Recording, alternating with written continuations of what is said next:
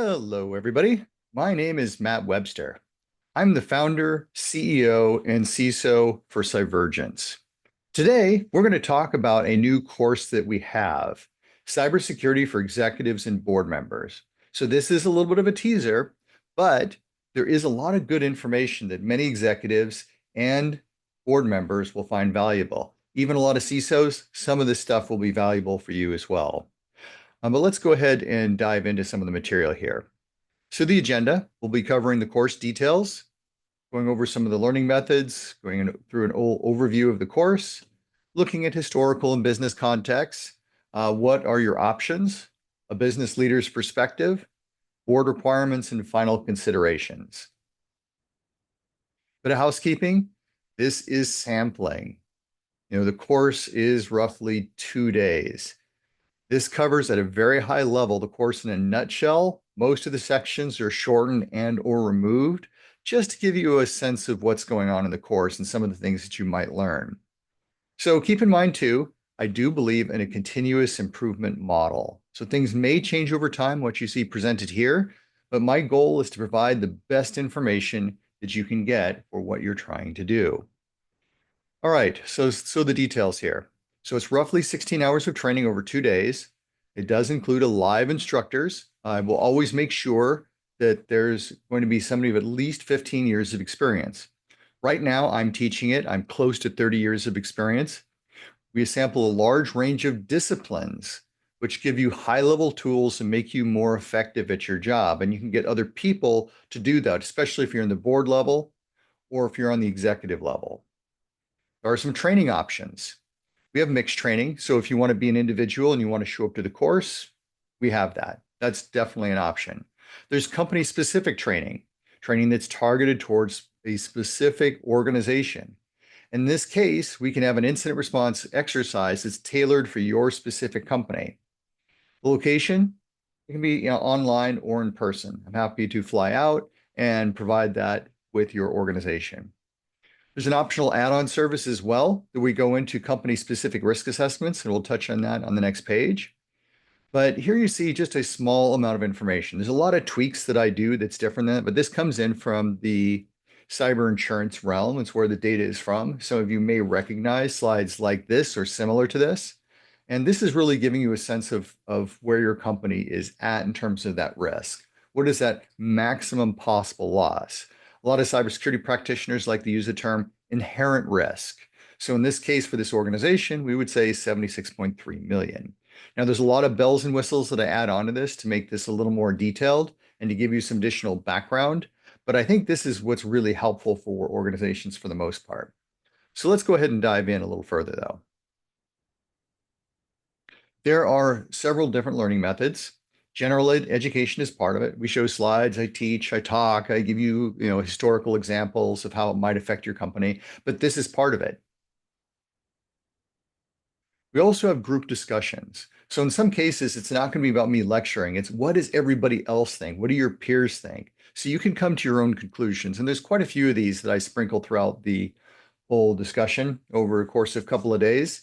But usually these are no longer than 20 minutes. And then you go through and you talk in your group, and then you come back and give a presentation. Or if it's a very small group, we'll may just give a conversation right there and let people talk about the pros and cons.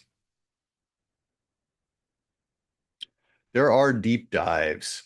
So an example of a deep dive is going to be an incident response scenario. Here we provide the background, we go into it, we say what happened, walk people through that incident response scenario, and see what happens. So this is part of that. So there are just a few deep dives, but I think they're an important part of the learning process and why I include them.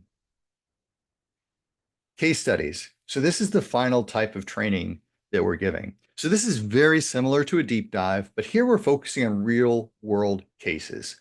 What has happened? What is the legal ramification? What is the context of the organization from a cybersecurity perspective? What is the impact to board of directors and others?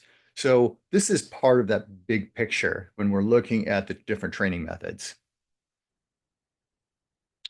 So now we're going to touch on a course overview. And the first section we go into is the threat landscape.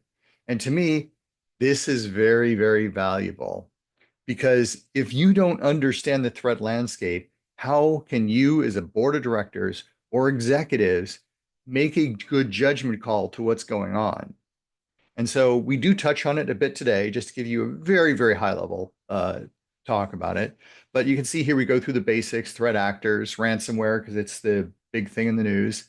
We cover the dark web, and we also cover a case study on deep fakes. Then we get into the state of enterprise security. This is an enterprise state, and the reality is, a lot of companies are in a much worse situation than you might think they're in. So it's definitely tough. We also go into some CISO statistics. Without going into a lot of details, CISOs tend to be have the shortest lifespan of any of the executive members of the team, usually between roughly 2 years is what I'm seeing. But then we do a deep dive on that incident response scenario we spoke about before. And then we talk about how did companies get here? What's that whole history? Why do we have so many incidents? And what is going on? So let's do a little deeper dive here. Defining information technology and security. I will say I have found that a lot of organizations have found this useful. A lot of executives don't understand the arcane world of IT, and then it's even more arcane when they get into information security. It is our job as professionals to break things down in a clear, easy to understand way, but at the same time, having some basics and understanding what the context is going to help you meet them halfway. So it does help you with your whole journey. We do go in a case study and we do cover the NIST cybersecurity framework. We don't go through the entire thing. We cover the categories for those who know what that is, just so you can get a sense of what some of those ideas are, understand the context, and be able to go from there. We do cover some of the other programs in depth, though. Threat and vulnerability programs, what are they? Why are they important? Identity, incident response, and so on. So this is designed to really help you get a better sense of those key things without becoming experts. Be an expert, you could take years learning all this stuff. So my goal is to at least get you the foundation and understanding what cybersecurity is and what are the key things to focus on. So alignment. Now, this is a really key one. It's probably the most important thing that you as a business and or board member could get involved in. Crown jewels, risk alignment, business impact analysis, all of these things we go into. And so to me, this is one of those things that companies really need to balance appropriately. And so most practitioners in security or IT know most of this stuff, but there are definitely some that may not be aware of these. But these are really good tools in order to get the program running properly. And I think this is one of the key areas. So we do spend quite a bit of time focusing on this, just so you have a good background in it and you know what to do and how to handle things. So risk management in depth. So risk management, I will say, is my favorite area in cybersecurity. There's so much to talk about.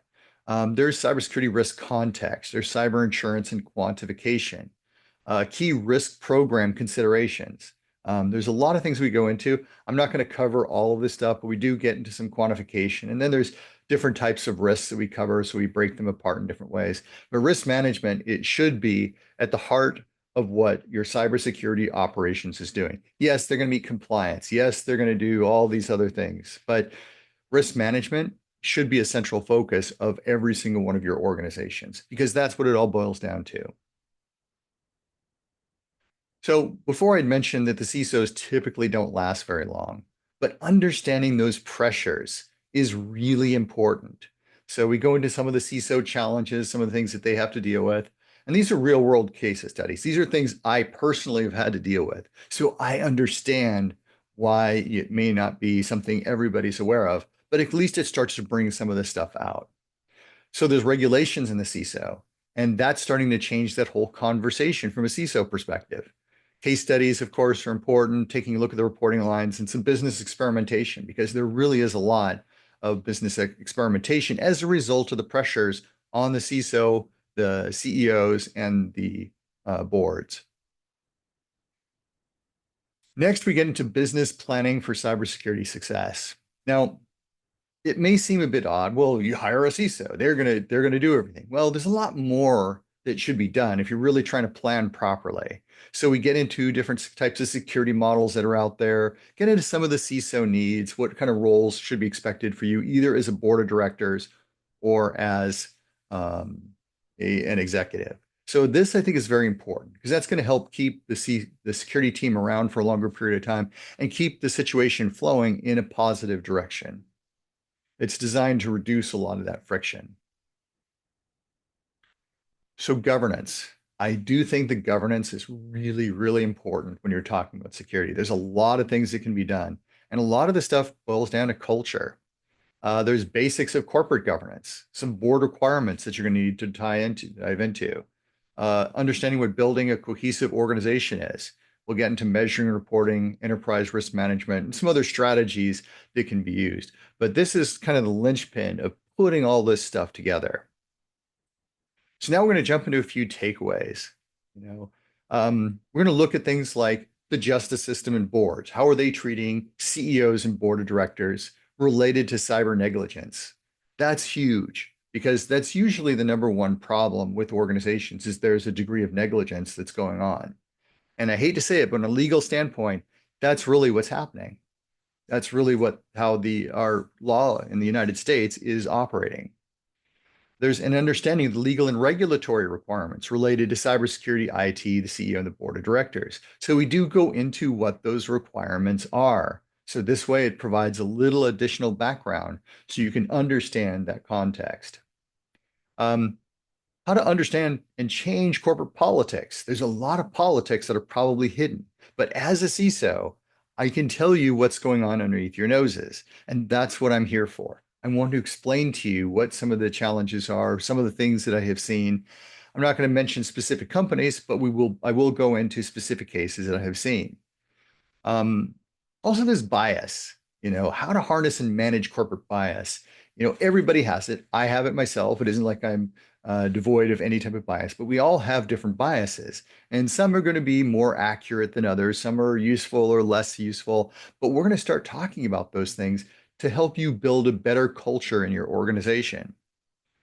How to better align with IT and cybersecurity teams. Obviously, that covers the alignment, but it's so important that I really want to emphasize that point here.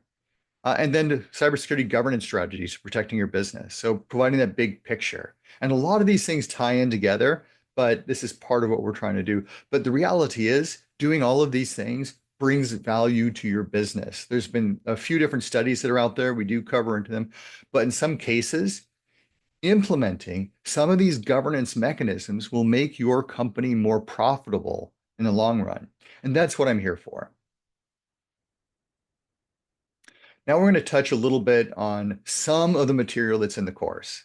Again, this is, I've got 15, 20 minutes to cover some of the historical context for something that would take 2 days. So please take it with a grain of salt, but that's what I'm here for today. Some historical context. So the CISO role tends to be pretty young. If we look at it here, we see the first CISO was in 1995. The first CIO was 1981. So it is the youngest, but it's been almost 30 years that first CISO came into being. And so it's important to understand that context because usually security has grown up in the shadow of IT. It was a technical function, but starting to function purely on some of those IT related roles. So I think this one is particularly interesting. Cloud Passage had a higher education report in 2016. And so I found, and some of you may be saying, well, isn't that dated? It's 8 years ago or 9 years ago, depending on when you're paying attention to this.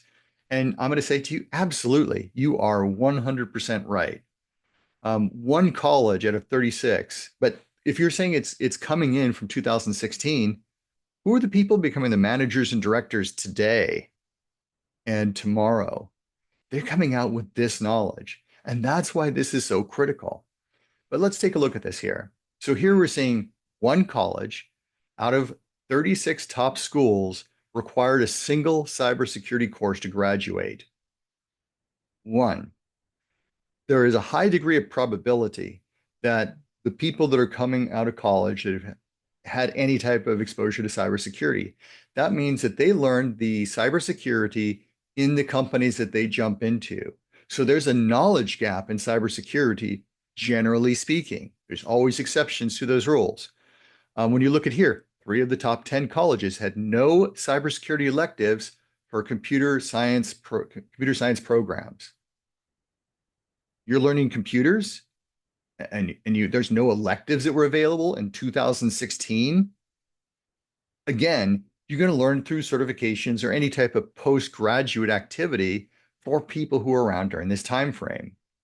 3 of the Business Insider's top 50 colleges require a cybersecurity course to graduate. So only 3 of the top 50. So when you're looking at it from a business standpoint, colleges aren't teaching cybersecurity at that time frame.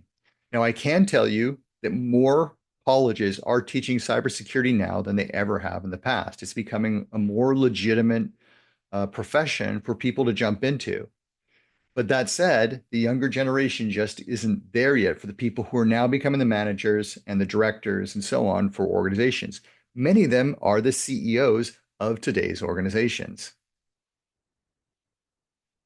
So I'm a big fan of the World Economic Forum for a lot of reasons. I have talked about this for many years, but I think this is important to kind of understand what that big picture is. So this is looking at all of the problems throughout the entire planet and the globe, and looking at things, from a very broad perspective.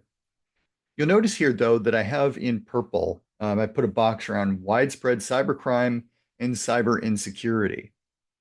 The reality is, with exceptions, most companies, their largest risk is going to be cybercrime or different sorts of weaknesses which lead to cyber criminal actions. This means that it's very, very important when you're considering that big picture. Cybercrime in dollars. So this is from 2024. I'm recording this close to the end of 2024. 2023, when they came out the numbers, and this is projecting from November 2022, but 2023, we were just below that 11.5 trillion that I've seen from 2 different sources. That said, this is, I think, reasonably accurate. Right now, we've seen that cybercrime has been going up greatly. Ransomware has been going up. Everything's been going up. So we know that there's a problem. But when you look at this from a big picture perspective, when you look at cybercrime, if you took that and made that one country, it has the third largest GDP behind the US and China. So only 2 countries are larger. This is huge. I remember years ago, I was reading about one country, the 7th largest industry was cybercrime. I was like, wow, that's shocking. Now it's even worse, and the situation is only going to get worse over time. So if we look at it from the 2023, by 2027, we're going to roughly double the amount of cybercrime going on. This means that you have to prepare now for tomorrow's threats, because it takes time to implement a lot of these programs. It takes time to build a culture and change how people are looking at things. We need, as cybersecurity practitioners, we need to look at the culture. You, as business executives, need to look at the culture. So there's a lot of things that are coming in from that perspective. And so that's part of the challenges that you've got to look at. And it's part of the important part. When you're trying to build a program and trying to understand what to do, this is one of the ways that you need to focus on it. So this comes out from the Scientia Institute. This is a very respected organization, but ransomware affects roughly 1 in 3 small to medium businesses. So if you're a small business, you've got some issues to work with here. It's just the reality. I mean, it happens to larger companies. We hear about them almost every day, but usually they've got a stronger cybersecurity program, and there are exceptions, and we talk about some of those exceptions in the course, but ransomware is out there and it really affects small businesses. A lot of people say, it's not my problem because I'm small business, I'm not a target. Well, you can see here, generally speaking, you are a target no matter what size. And there's a little bit less underneath the 10 million, but once you hit that 10 million, all bets go off. And the reality is you have to have stronger stronger security if you want to stay in business. CISO movement, spoke a little bit about this, but here, this is 2022, late in 2022, 50% of CISOs are looking to leave their jobs, but 25% are looking to leave the industry. So there's some challenges that need to be worked out. Ian's 2024, up to 75% of CISOs are looking to switch their jobs.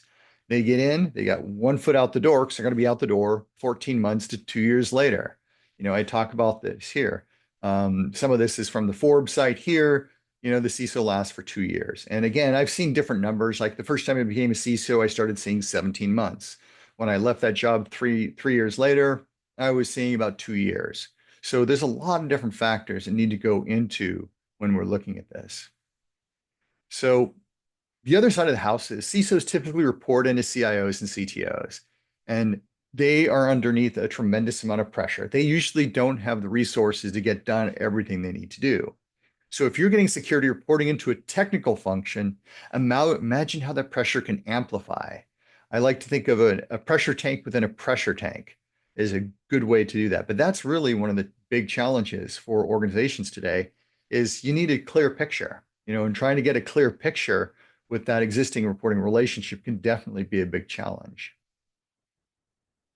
Let's step away from that. We're going to take a look at the business context here. So this is a generality, but it's not absolutely horrible. And of course, it does depend on the size of the organization. I know when you're dealing with a 4-person organization, the communication is very different than it is with a 1,000-person or 2,000-person organization or larger. But the reality is most executives are aware of roughly 4% of the problems. Managers know a little bit more, team leaders know more, and of course, the staff tends to be aware of most of the issues that are going on in their organization. So hold on to that knowledge, though.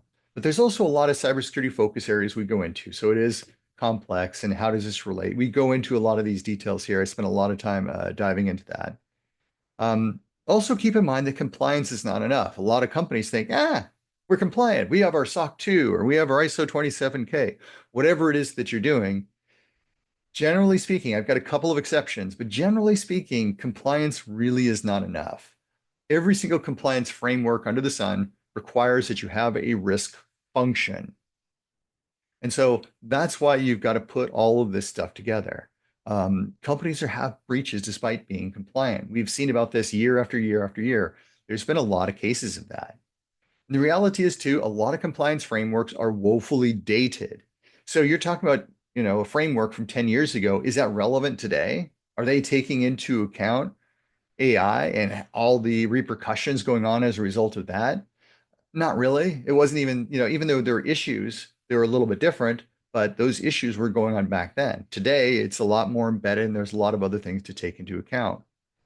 Um, Also, a lot of the compliance frameworks don't catch a lot of the subtleties. You have to have a risk-oriented culture if you're building a cybersecurity program. Risk is something that you as board of directors and executives need to take very seriously. And I do know it's painful. Your board member, your CEO, or another type of executives, they don't understand the complexities of cybersecurity. And the reality is they're under more and more scrutiny to get to the truth, and a lot of times there's this whole battle. Oh, we need to do X, we need to do Y, we need to balance things out. And so that's why I mentioned before that there's a lot of experimentation going on with boards and trying to figure out how to balance IT and security issues. It's stuff that needs to be spoken about. So this is part of the challenges that you're facing due to the profession that you have chosen. So I love this analogy right here. It's from the CSO online, but the quote here is technology is a substrate upon which cyber risk rides on. Directors need to understand enough to think about cyber risks as they are making business decisions. So you need to understand what the context is. So you can see here, I use technology for the roots, then up at the grass, which is where the risk is. That's where cyber risk is. So that kind of demonstrates that substrate aspect. You can't be making decisions in the dark. That's a real challenge for a lot of organizations. But that's exactly what goes on, is that a lot of leaders don't really know what they're doing. And so you end up with not enough information. It goes back to the iceberg of ignorance. Unless you've got people really defining what the problems are and discussing them, that's an important thing to consider. So preparing for your CISO, there's a lot we go into in this. So we've got compliance and regulatory, resource allocation, support, organizational alignment, all kinds of things we talk about. But this to me is very important. This goes back to how and why do you have the CISO and what can you do to create the best business outcomes for your organization. So here's some of those things that we dive into. So what are your options? We spoke about alignment. I'm not going to cover all the details here that I would there, but you can take a look at these things because the reality is all of those sort of alignment strategies are going to tie into configuration management, risk management, incident management, all of those types of things. And they affect IT very much. I've seen organizations that have had huge issues from over engineering or under engineering. And so that alignment is going to help you to save money just on that level. And you get to the point where we're having better and more conversations and creates greater visibility for both cybersecurity and IT. These are really important foundations. Another thing you might consider as well is consider an external risk assessment. Internal risk assessment is good. They have a standardized format, but you do have an insular perspective. If you have a rock star in there, they are going to do fantastic. Or if you have a whole team of rock stars, you're going to get some fantastic internal assessments that are probably going to be better than external assessments. However, if you're a smaller company, the external assessments might be a little bit better because they're going to use comparisons to other companies. They may use different methods. They're going to see things that internal teams typically miss. So that's really important because you get another perspective on things, and perspective is really important, especially because there's not a lot of standardization of different approaches that you're going to be taking from a cyber perspective. So it just puts things in context. And the reality is senior managers in general, listen with a different ear. So if they hear somebody from the inside, and the funny thing, and I think many of you can identify with this, if a consultant comes in and says something that's exactly the same as somebody on the inside is going to say, a lot of times they're going to listen to that more clearly. So just keep that in the back of your mind. There is something to be said for getting an external assessment. I think that it can be very valuable unless you're dealing with a very advanced company and they've got like something called the 3 lines of defense and a bunch of other stuff going on. Usually the external assessment is going to provide a lot of value. And I even think in those cases, the external assessment is incredibly valuable because they're getting stuff that others may not be aware of. So we do have some maturity model. I talk a little bit about what I'm doing for Cybergence. This is just an example. It's purely a fictitious example because the data here does not represent reality, nor could it under any way. But you want to see here that I'm tying this back to the NIST CSF 2.0 functions. We have govern, identify, protect, detect, respond, and recover. And here I map it as something a little bit different. So instead of CMMI, which a lot of companies do, and that's something I do for a lot of companies anyway, or the NIST CSF framework, I'm mapping this over to my own methodology, capability, health, and maturity. And so here we take a look at what functions are there, what's the overall health of the program, how often are you doing it, and then take a look at maturity.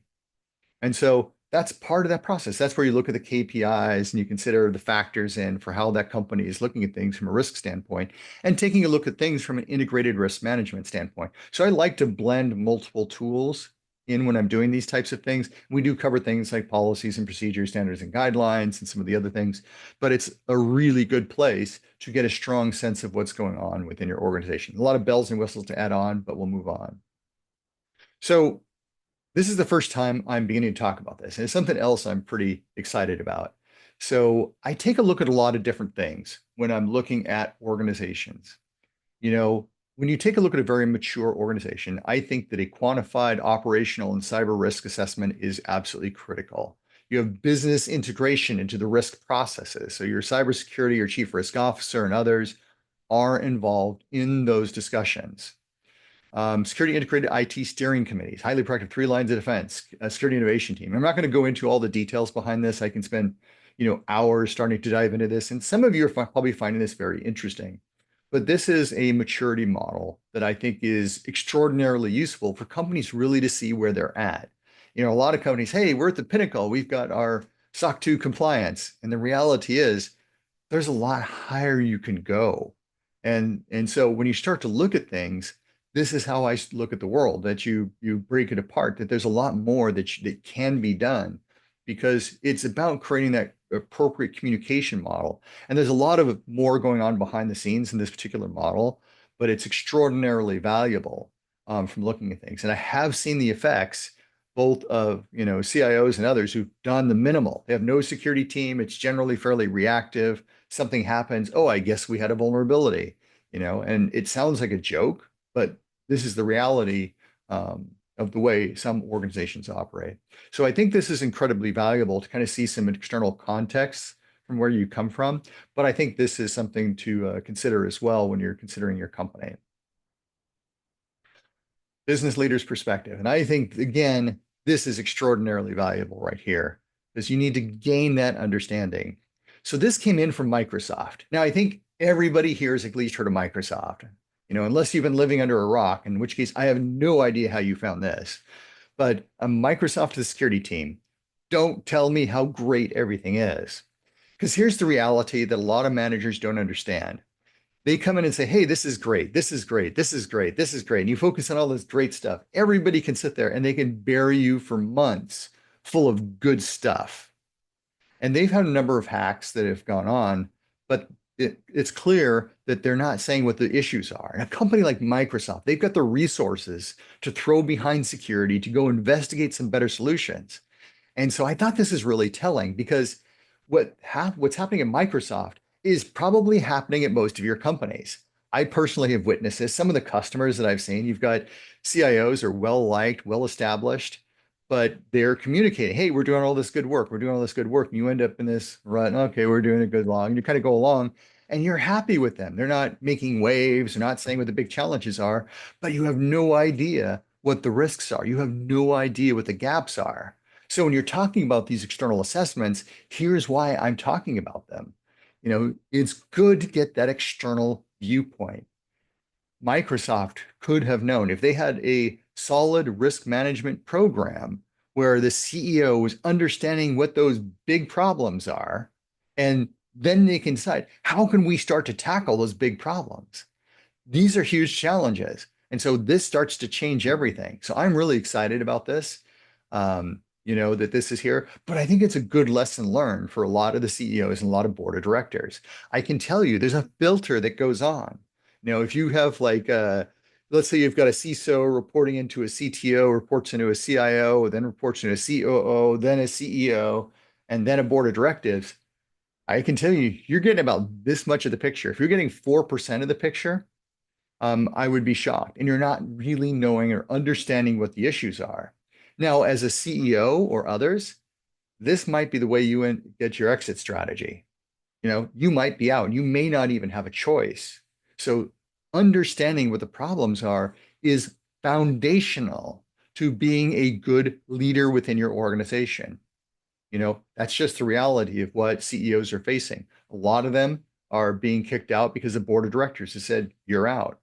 One of them that I'm thinking about right now hasn't been able to find another job. The board said, goodbye, you're out. But he hasn't been able to get another job, another CEO job.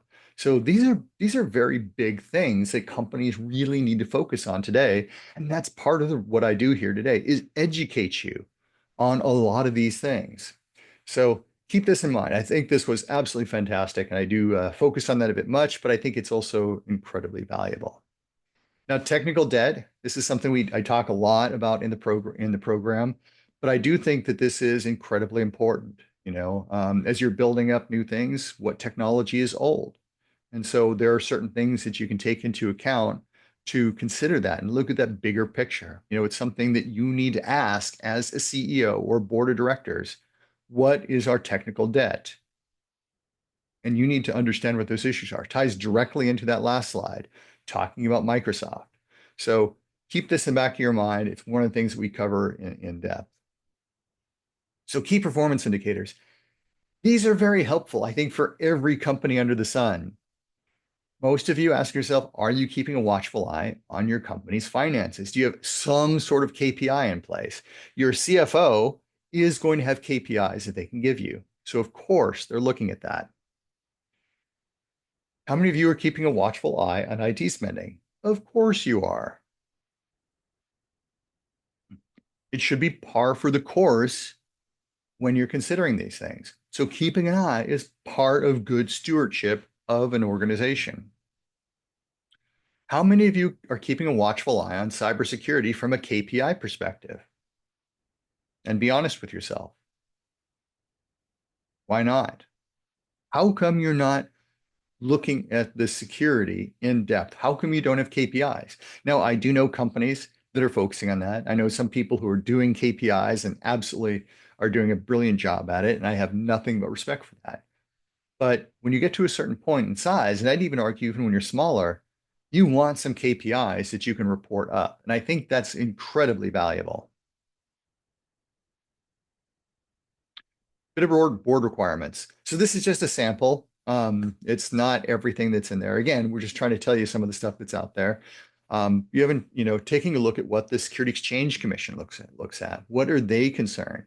So it's interesting. In the course, I do kind of compare and contrast. What is the SEC interested in, and what does the law tell you? What are your fiduciary responsibilities as a board member within an organization? So a lot of these things start to tie in together in creating that big picture for boards, executives, and others. But this is part of what I do in this course is start to bring everybody together. In the beta test, when I was going through this, getting everybody who's involved, we had a COO, CEO, CIO, others that were involved in this. This was incredibly helpful for them because then they understand what their fiduciary responsibility is. And that's what's so important. Some final considerations here. There's a lot that I go into when you jump into the course. So this is again just a tiny, tiny sample. I go into enterprise risk management. That's where you get the cyber risk. But you know what? Cyber risk isn't everything for a company, but it does help with that alignment across the organization. It gets better communication going. We understand, what are the problems within the organization. It creates a common language. So there's a whole bunch of stuff that's going on here. But again, I talk about this in depth because I think it's so important for every organization, and it does help and spur better conversations. Assurance. So this is kind of one of the interesting things within cybersecurity. Cybersecurity typically is going and checking and validating on IT. So let's take very obviously vulnerability management. If you've got 10 million vulnerabilities from 10 years ago, and a lot of those are criticals and highs, would you say that your company's doing a good job protecting and stewarding the organization's IT assets, and they're protecting the organization the way they should be? Most companies would say no, but that's what security does. We're out there as a validation on the IT side of the house to say, hey, where are we at? But also, how do we enable them? How do we lift them up? How do we have those conversations? And that's really important. But understanding this starts to change your viewpoint on what cybersecurity is. And so this is far from everything. It's just a tiny element. But when you start to take that context in, this is the heart of what security is here for. We're here to go validate the status of where we're at, whether it's compliance, whether it's vulnerability management, and so on. Here's where we're at. So this is optional. I rarely see any companies starting to dive in a little bit further. It's something that I do as part of Cyvergence, and I'm very happy to help companies do this. I take a look at the inherent cybersecurity risk. Then I take a look at the current cybersecurity risk, and where can your company go based on certain information. So all of this stuff I do tie into a lot of calculations for companies, assuming they want to go down this route. But this is another way of demonstrating the value. There's a lot more that goes into that value discussion, but ROI or ROCE, return on security investment, is another way of looking at it. But take this into account that there are some things because cybersecurity really does add a lot of value for organizations. That's something I do touch on in the course in much more depth here, but it does help out. So risk-aware culture building. I think this is very valuable. I'm a big fan of risk quantification. And one of the reasons I get into risk quantification because it starts to get everybody on the same page. Everybody understands the why. If a business tells you, hey, this site can be down for 30 days and it doesn't matter, you know what? You're going to respond in one way. If they say, hey, we can't even lose a minute, the whole business is gone, you're going to respond in a very different way. So this goes back to that alignment, but then great, you've got the alignment maybe up at the executive level, but are you tying it into others? And so that's really where the rubber hits the road. Why things are so valuable is building that culture. So I do talk about culture as we go through this and what can you do to start building that cultural model in a way that's going to make sense for others. But that's really what I'm trying to do here is help you help yourselves build the right type of organization that's going to be there for you. And that's what this program is all about, helping everybody protect their own and protect business and become better stewards of data. So at any rate, I want to thank you so much. Again, my name is Matt Webster. I hope that you got a lot out of this. You kind of understand exactly what the course is about. So that's what I'm here for. If you have any questions, feel free to reach out to me. I'm on LinkedIn. I'm all over the place, so some of you may know that. Or just feel free to contact me through Cyvergence, www.cyvergence.biz. So that's a little bit more about the background. I look forward to talking to you and hopefully being able to help you in the near future. Thank you so much. Bye-bye.